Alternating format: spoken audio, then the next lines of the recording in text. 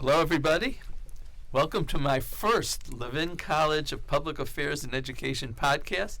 My name's Armond Budish. I serve as the Mandel Public Service Executive in Residence here at Cleveland State's Levin College. Our goal today, and in all of our podcasts, is to shine a light on federal, state, and local policies, the impact of them on our lives. We will bring you in the information you need to make informed decisions. Today's podcast will focus on the underrepresentation of minority and female contractors in major construction projects and of minority Cleveland workers on those projects. Cleveland City Council recently passed an emergency community benefits ordinance. It intended to improve the equitable allocation of construction contracts to certified minority business enterprises, female business enterprises, and Cleveland area small businesses, and to increase the numbers of Cleveland residents who are employed on major construction projects. I'm thrilled to be joined by a trio of experts today to discuss the complexities of the legislation and its implications on future contracts and developments in Cleveland. I want to welcome Cleveland City Council President Blaine Griffin, President and CEO of Greater Cleveland Partnership, Baiju Shaw, and Levin College's own Dr. Joanna Ganning, who serves as Associate Dean for Faculty Research, Development, and Administration, and also as Associate Professor of Economic Development. So before we get started, I want our audience to know exactly who you are and what you all do. So why don't we get started? Council President, why don't you introduce yourself first? Sure. Thank you. First of all, it's an honor to be on the inaugural show that you're hosting, and it's definitely an honor to be here with a former great public servant. So thank you. I'm glad to be here. I'm the council president for the city of Cleveland, but I'm also the Ward 6 council person. Ward 6 is what I call a Dickensian model of a ward. It's if you read the classic tale of Charles Dickens, it's the best of times and worst of times. We have some neighborhoods that are thriving and doing well, but then we have other neighborhoods that are very disadvantaged. And what I represent is the area around Little Italy, Larchmere, Buckeye, the area around the Cleveland Clinic, Fairfax, the Slavic Village, North Broadway, and East 93rd Street corridor. I'm also the chair of finance, and I've been on council since 2017, but I've been council president since 2021.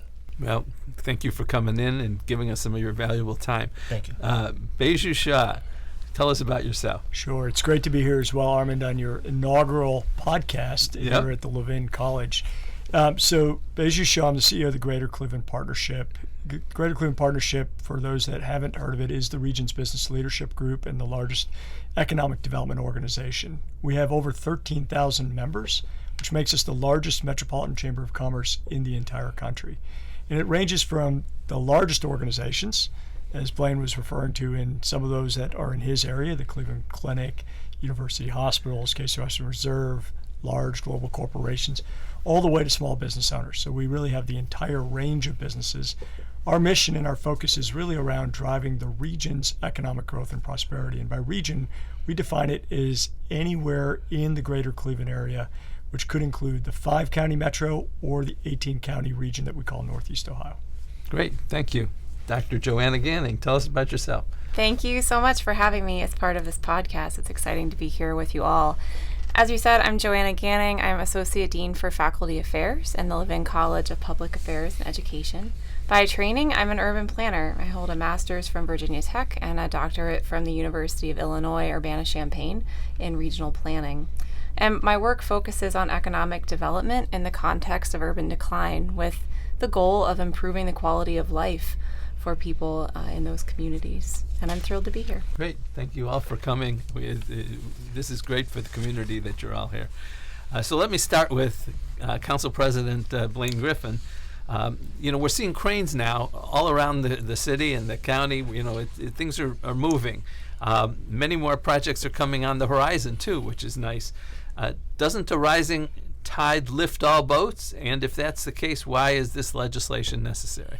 Absolutely. It's essential to lift all boats. And as I tell everyone, I love development. I want to see this city grow.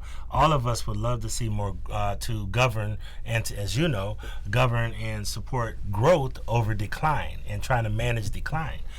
So it's essential because I'll look at the numbers and just give you some of the numbers. When you look at the county that you just did, and I know you did a lot of things around construction reform and other things, Cuyahoga County has had about $1.1 billion in contract spending between 2014 and 2018, with less than 5% of those contracts going to people of color. When you look at the city of Cleveland, the numbers are paltry as well. If you look just at the city of Cleveland, it shows that we lost production approximately $14 million in wealth creation on city projects and development for minority and female-owned businesses between 2014 and 2018, and that's only 4.62% of the billion that has been basically put in place through the Central Business District and other areas through prime contract spending. So when you have a city that's approximately 62%, when you have about 49% African American and 12% Hispanic, and then about 1% Asian American, we have to level the playing field. And it's important, especially in light of the ruling that we just seen with the Supreme Court today, to really push diversity, equity, and inclusion, not because we're trying to take away or trying to take pieces of the pie away from any segment of our community. It's that we're trying to grow wealth, we're trying to grow prosperity, we're trying to grow opportunities. So we see this as an opportunity to put a codified ordinance in place, but now we want to take the next step and work closely with Beju and others, really to put the guardrails in place to guide the work so that we can see the outcomes that we like to see. Well, so you focused on the contractors. What about the workers, employees? Are we underrepresented there too in the city and the county? All the way around. And let me say this. We know nationally, we'll tell you, the statistics will show that there's a workforce shortage. So part of what we've done is that we're not just, the CBO is only the start. We want to do construction reform to make it easier to do business in the city of Cleveland. We want to create a scorecard similar to what St. Louis did so that we can screen projects up front to see how they'll benefit the community using maybe a Baker-Tilly model like St. Louis uses or something like that. And we also have invested in a business process mapping investment with Ernst & Young that they'll be housed at Nottinghamsburg so that we could try to look at our business processes in the city of Cleveland to really make a better business model. We put $10 million, to your question specifically, into workforce, where we're going to have, I believe, 8 to 9 groups, and GCP is one of those groups that will work with us in order to try to do talent acquisition and talent development, which we know is essential in the city of Cleveland.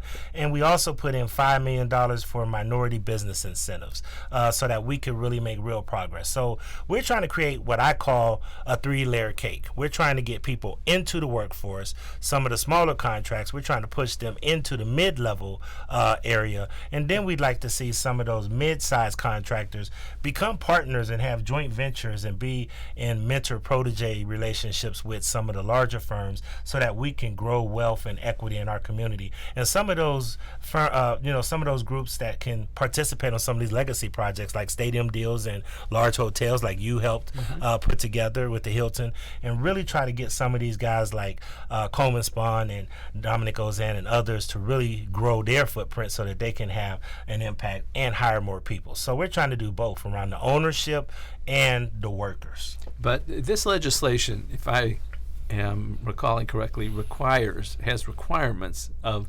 such a percentage or so many contractors, minority contractors be hired, and so many employees or workers be hired. Is that a feasible way to go about this? Right now, it is. The statistics that you're talking about, and let's say these are, people are coming to the city for taxpayer incentives, and these taxpayer incentives, the goal for those taxpayer incentives are to create jobs and do community building. Therefore, these incentives that we provide are not just so that we can help people become wealthier. It's so that we can see a good return on our investment in the community. And yes, I think that all of these things that we have in place that have 15% MBE, minority business enterprise, 8% female business enterprise, and 7% Cleveland small business, those are already in place with the Fannie Lewis law. We ask developers to agree to those. That's critical because we can't force people, but we can say we need you to agree to these. But in addition to that, especially with some of the larger projects, we want to add a menu of items that we could do. It could be putting money into a housing trust fund. It could be painting some houses on your street. It could be making sure that the projects around you have infrastructure and other kind of improvements, because it's hard when you have legacy residents that have been here for 30, 40, 50, 60 years that are contributing to these mega projects and small neighborhood projects, but they're having a hard time because of being on fixed income and other things that they can't see some of the prosperity, and it creates that kind of neighborhood tension. So we want to try to make sure that we're ambitious yet practical, which I know that those seem like two polarizing thoughts, but I'm an ambitious person, but I also live in the real world. But we know that this is important as we move forward for the city, for all boats to rise, like you said. Right, Dr. Ganning, you've had a chance to look at these kinds of legislation, these kinds of agreements around the country. How does Cleveland's compare, and is it your view that this is the right way to go? That's right. I've spent about the last 2 years reading about these cases all over the country and all over the world. And nations and communities globally have sought to implement benefits agreements of various types over the last 25 years or so. The agreements vary widely according to the legal framework, the project type, the population, but they all share the same characteristic of seeking community benefits associated with some type of development. Community benefits agreements or community benefits ordinances, there are several names for very similar kinds of programs. Usage in the United States is relatively uncommon, actually, but it has a lot of intuitive appeal. We, in the United States, talk about these programs a lot more than we actually implement them. The usage has been practical mostly in cases where projects are large, where the state's enabling legislation has facilitated development agreements, where strong coalitions have existed, and where market forces have enabled benefits. In a time when local governments struggle to provide goods and services that were once ensured by the national government, policy tools like benefits agreements merit a lot of consideration. So that said, so let me jump in for a second, because as Council President Griffin talked about, I mean, it's not just happening on its own. We're not seeing more minority contractors get the contracts. We're not seeing more minority employees get employed. So the council president has described, he wants to do something to change that. Yeah. And the question is this the right approach to take? Because you got to do something, or it's never going to change. There are some challenges in the Cleveland case, for sure. The new legislation has to follow law, and in the United States, really well-established law circumscribes the role of local government in securing benefits for communities. Rules about nexus and proportionality were established through Supreme Court case law of the Nolan and Dolan cases, and they hold that exactions obtained from landowners and developers by the public must be directly related and in proportion to the impact of development. Benefits like targeted and local hiring cannot be accomplished through government-led negotiation due to laws about disparate impact liability and voluntary affirmative action plans. And even if it were enforceable, the city would need to maintain a working database of the available firms and other resources necessary for developers to meet the requirements. Let me just distinguish this from like the Fannie Lewis case and some of the others. Council President Griffin has indicated this is voluntary. Yes. If a developer wants to come to Cleveland and asks for money, it's different than there's saying, if you're going to do a development in Cleveland, you got to do X, Y, and Z. Here, they're asking for something from the city, and the city's asking for something from the developer in exchange. Does that fall into those laws? It's complicated. It always is when the lawyers get involved. It really is complicated. What the rules of nexus and proportionality dictate what a public agency can request in return for incentives, in return for almost anything. So yes, it's still quite complicated. Let me ask Beju Shaw, according to the media, and we all take that with a grain of salt, the Greater Cleveland Partnership initially opposed Cleveland's community benefits legislation. Why is that, and what's your current position? So first I want to start, Armond, by saying that we've never opposed the CBO. The Greater Cleveland Partnership, predating in my involvement at the GCP, was a partner with the city, with many stakeholders, in crafting what was known as the Memorandum of Understanding back in 2013, and has been a keeper of that convening, if you will, of the various parties over the last decade to try to move this work forward. We were approached by the media didn't report it exactly accurately. Yeah, we can't and control I can vouch what for that. Yeah. He doesn't. I can vouch for that. Yeah. We've done this as a partnership from day one. I will tell you that we can't do this without the corporate sector and the philanthropic sector. So he's been a partner. They've been a partner, and his team was part of the team that helped build this. So I want to commend GCP for helping us. Well, thank you. And so the council president and the mayor both invited us to the table early days, and I think both of you were at our annual event back in 2022. And at that event, we featured basically the transformative moment we have in this community. We featured on the stage the CEOs of Sherwin-Williams, Bedrock, the Cleveland Browns, all of whom have got major developments underway or being planned in our community. And the focus of that conversation, led by Jeff Epstein, Chief Epstein from the city, was around how do we take this moment of transformative development and make it really transformative for the community. And each of those organizations and many others, Blaine, you mentioned the Cleveland Clinic in your ward, but also University Hospitals and others, have partnered throughout this process on a voluntary basis to say, what can we do to make sure that the investments that we're making as organizations in public-private partnerships actually have broader benefit in the city of Cleveland. So throughout this process, throughout the crafting of the legislation, we've been working with the city on behalf of not only those organizations, but again, our organization also works with all the minority contractors.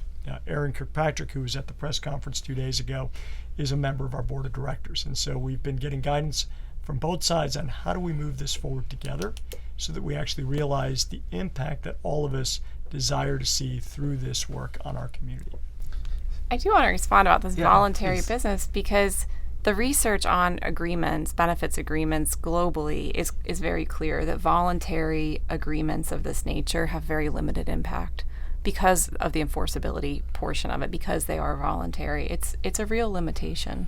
Limitation legally or limitation in practice? In practice. So what does that mean, that they don't work? It means that they have very limited impact. It means that Does that mean developers don't buy into correct. it? Right. Well, and I think this is critical, and this is something that we strongly believe in with the council president and the mayor, which is the impact is only going to be there if there is a framework for ensuring execution. Right. Reporting is critical on that, data reporting from all of not only the large projects, but the medium-sized projects, the workforce programs, monitoring of the progress, constant reporting out to the community. These are the types of things that we've been dialoguing about over the course of the last probably about a year since we started this process. Of the legislation alone is a starting point. Right. It is not going to result in the impact if we do not have, as you call it, a framework or an MOU to really move us forward to implementation and impact. Right, and I just want to say, and I totally understand what the doctor is saying, because that was one of the things that I was concerned about. Would it be legally enforceable? Mm-hmm. Let me just give you an as is and will be. And I don't mean to sound shrewd or trying to be the tough guy, but I just got to say it plain as it is. One, developers want to be helpful. They want to come to communities, and many of them say, how can I be helpful? Because if you're building a multi-million-dollar edifice, whether it's in a neighborhood or whether it's in a downtown central business district, you want the neighborhood around you to also strive, or you also want to make sure that you have people that's going to buy into your product. So you want more success, and you want to invest and do those. So a lot of developers, even though they have some concerns about mandates and other things, have been willing to be helpful and said we invited them to the table to help craft this. We didn't do this in isolation. That's why, my good friend Beju got a little pushback, because, there were times when we disagreed. And I think it was the beauty of it is that we disagreed, but we disagreed agreeably. Yeah. And at the end of the day, we worked on some things. We gave up some things that we were really steadfast on, but we negotiated and we came up with something that we thought was feasible. But I will tell you this. The way it is now is that we pass legislation, and then the administration was working out benefits agreements, and a lot of times the community had no input. Council didn't know what the benefits were. Nobody knew what the benefits were, and sometimes they were paltry at best. Now we're doing things on the front end, and in my opinion, I also have the right to say no when they come to us for benefits, because when you're talking about tax abatements, TIFs, talking about Texas microfinancing loans, land swaps, we also have the right to say no if we don't think that it benefits our community. So the Dr. Ganning had indicated that from a practical standpoint, these things haven't worked so well, at least in other places around the country.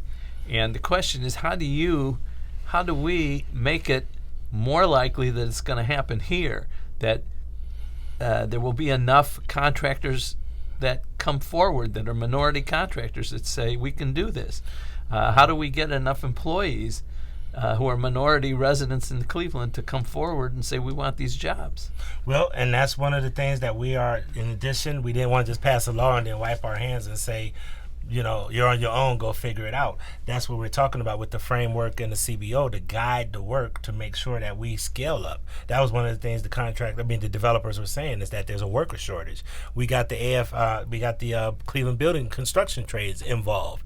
They're in the same process. Everybody's yearning for workers and talent in this community. I think Tuesday was a powerful scene. You had people from the labor sector, you had people from all of the people of color, from Hispanic, African American, others. You had several women business owners and women workers there. You had government, philanthropy, and you had the corporate sector. This was Cleveland. And in order for us, this is an all-in approach. This is an all of Cleveland approach. In order for us to be successful, we want to be additive. We're not trying to be punitive. We're trying to be additive. And anybody who sees this as punitive, in my opinion, does not share the values of all the people that were on that steps at City Hall yesterday or the other day. Beju, can you make it happen? So I think it's can we make it happen, can right? We make so it I happen? want to echo the all-in phrase. I appreciate, Blaine, you putting a reference to that, but that is the only way that I think we can do things that are transformative in our community. We truly have to be all in, and I think it starts with, again, you have to have this framework, this MOU. We've got to measure, we've got to report on things with regularity to understand how we're making progress, and where we're not making progress, how are we going to problem solve, whether it's around contractors or workforce or broader community benefits. That's all a part of the next set of stages as we go into implementation of the CBO. And we've got to do that all with an eye of continuing to make it easy to do business in Greater Cleveland. So this is something that I know the council president and the mayor have stressed again and again and again, that this is meant so that for a development perspective, how can development be more predictable, more reliable? How can we meet developers in a flexible way, but that still honors what we're trying to achieve from a community impact perspective? So let's get specific on how do we create the path for more minority contractors to get these contracts?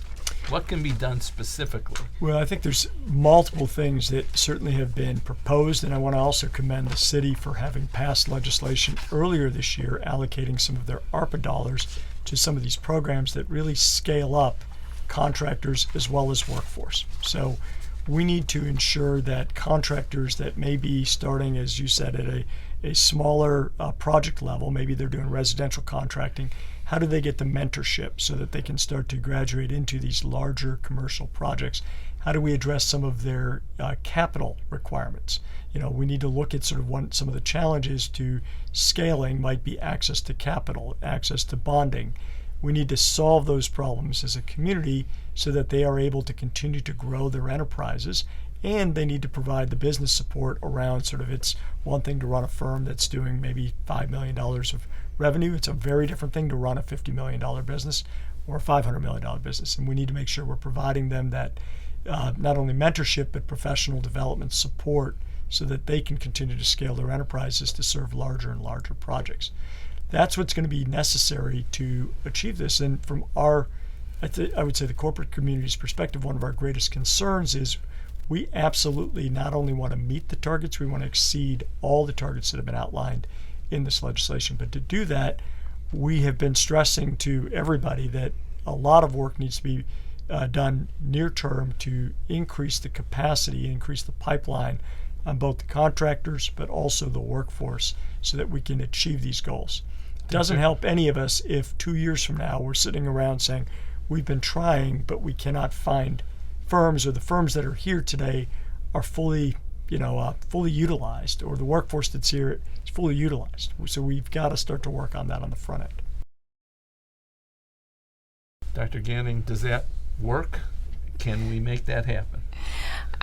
Time will tell. Time will tell. It's not What clear to me. have you seen in other places? Can that sort of approach of building more minority contractors that can qualify for these projects, does that work? It takes a lot of capacity building for this to work, because whatever your community coalition is that's part of this, City Hall, all the players involved have to have the capacity to have regularly updated databases of what those firms are, where those workers are, how close to different sets of credentials they are, whether they're available, and how you define those organizations and so forth. Some of those questions have been answered, some of them haven't been.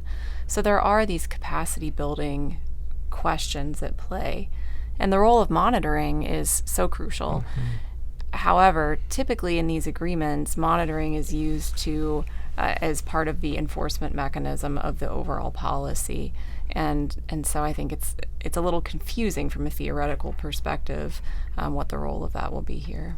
Is monitoring built into your legislation? Absolutely, Yeah. absolutely, and we were very, very intentional in doing several different things. Beju mentioned earlier about the ARPA dollars and the ARPA allocations that we made to complement this, but we also knew during the budgeting process that we staffed up in some of those departments that would do the monitoring. So we increased the head count in building and housing. We increased the head count in economic development.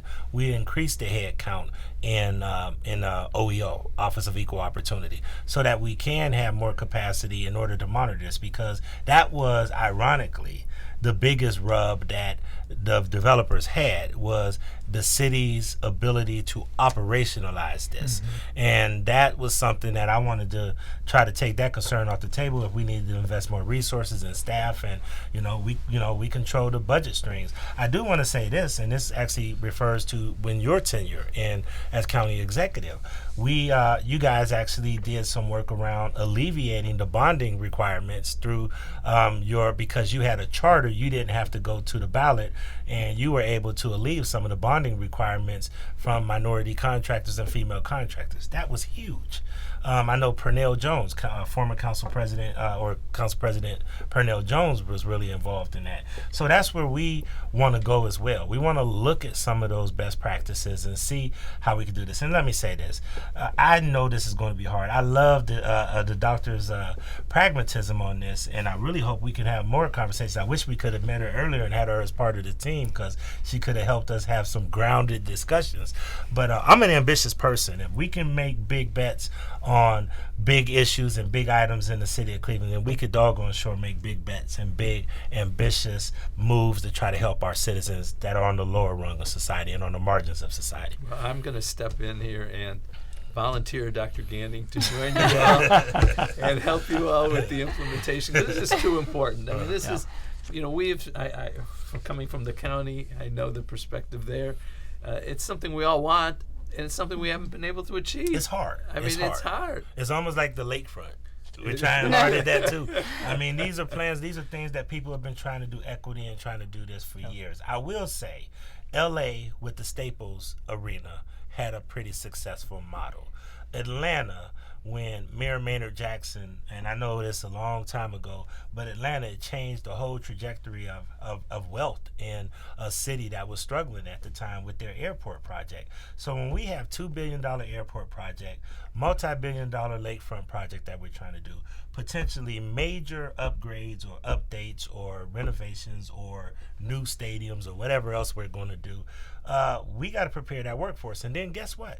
If we do good enough, we can have a ripple effect across the city, because we also have a housing problem in the city of Cleveland with home repair, building new homes, and other things. So if we can scale up, ladies and gentlemen, the work is there for the next 25 to 40 years. There are two major distinctions between the Staples Center example and any example you would have in Cleveland. Yeah. One of those distinctions is that the state of California has enabling legislation for development agreements, which we don't have here.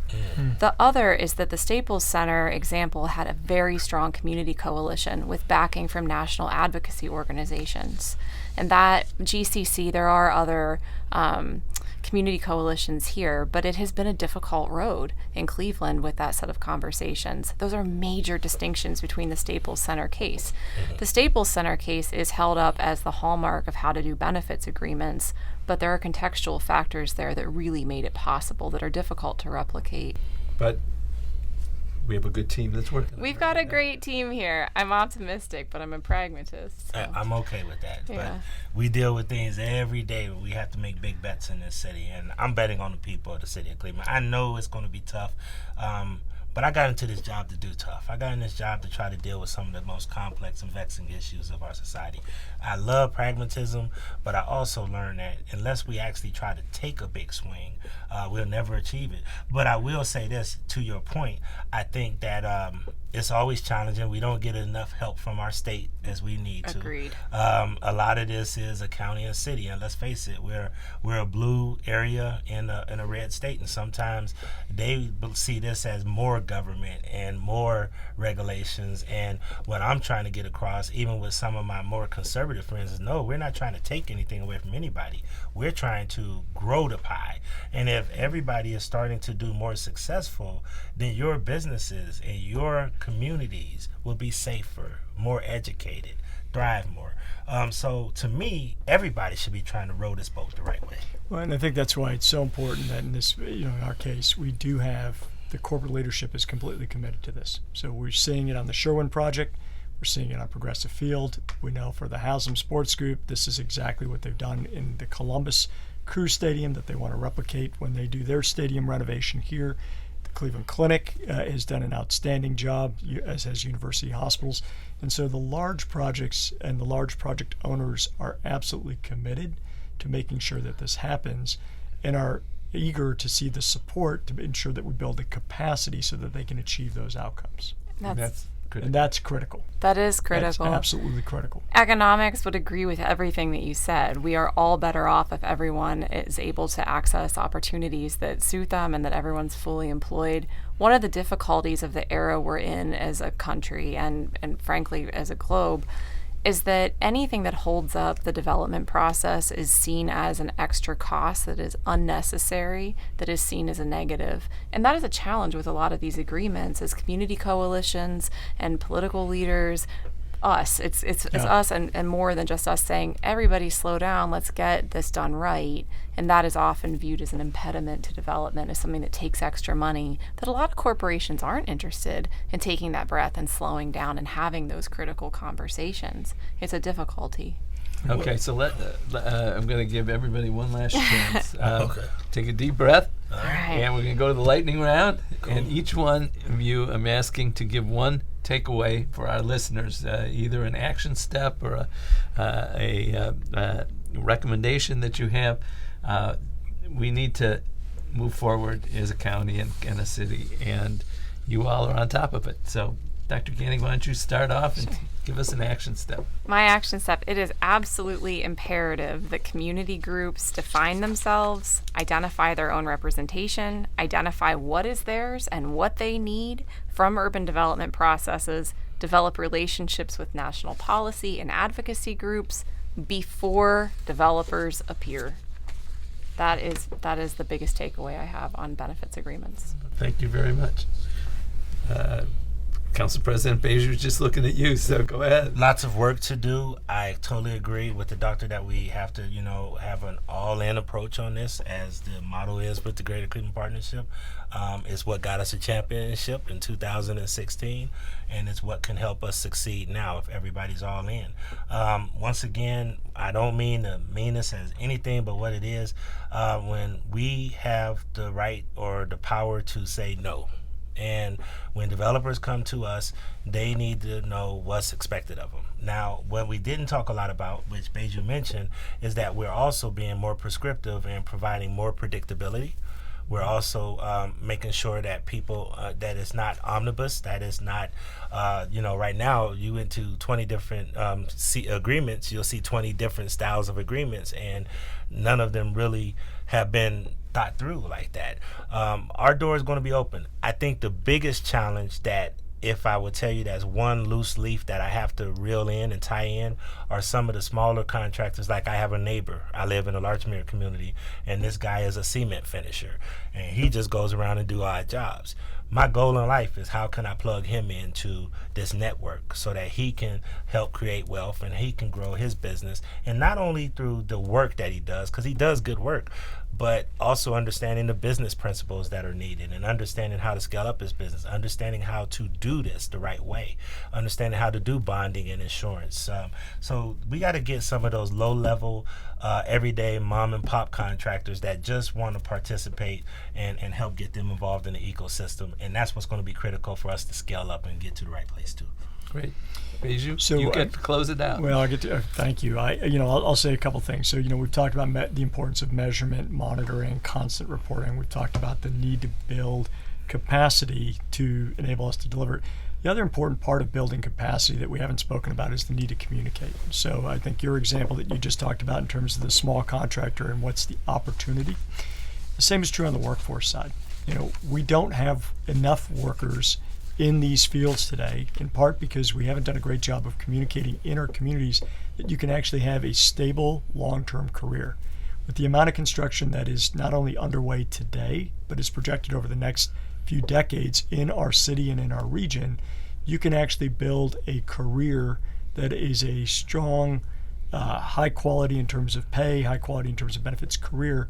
But we need to get that word out there so that people ultimately choose to, whether it's building businesses or pursuing careers, that they choose these fields. And that's going to be an important part of our success in achieving these outcomes.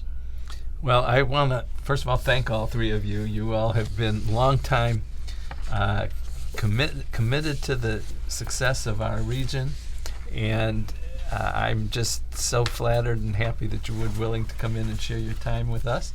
Our listeners value the input you all have, and it's nothing's more important than moving this area forward for everyone. Mm-hmm. And I started out with does success float all the boats up?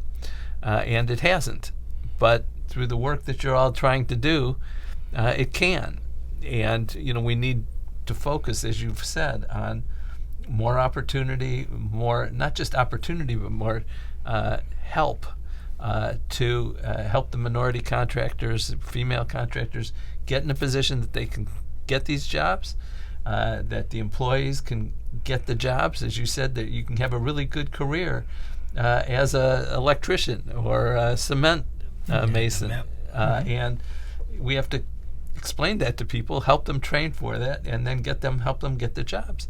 But if we do that, then this legislation can work. And absolutely. That's what's so exciting. We have more construction projects now than I can remember ever. And it's still coming. And let's just make sure that everybody gets a chance. So thank you all very much for coming, and thank you for the work that you're doing. Thank you. Thank you. Appreciate it.